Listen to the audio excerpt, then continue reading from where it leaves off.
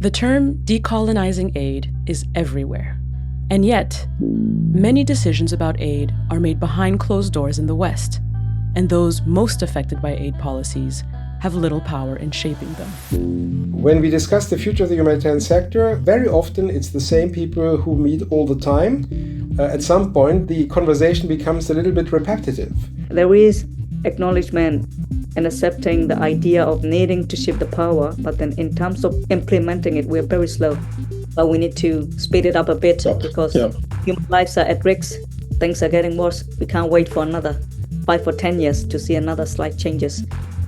But what if people who are rarely in the same room together sit down and talk?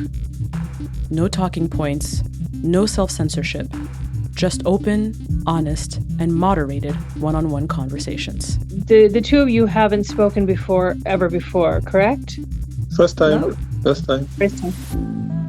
Introducing Power Shift, a new podcast from the New Humanitarian and the Center for Transformational Change. I understand that change is incremental, but at the same time, things are getting extremely hectic on the field and on the ground. It feels like you're incapable of doing anything. Power Shift is an experiment in dialogue between people across the power spectrum that asks, what's possible when decision makers and those affected by their decisions try to build relationships of trust? I have been constantly fighting and reclaiming my space in this sector.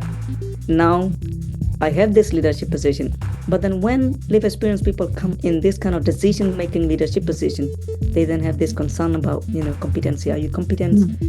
And all of that. So it is constantly something that I have to fight.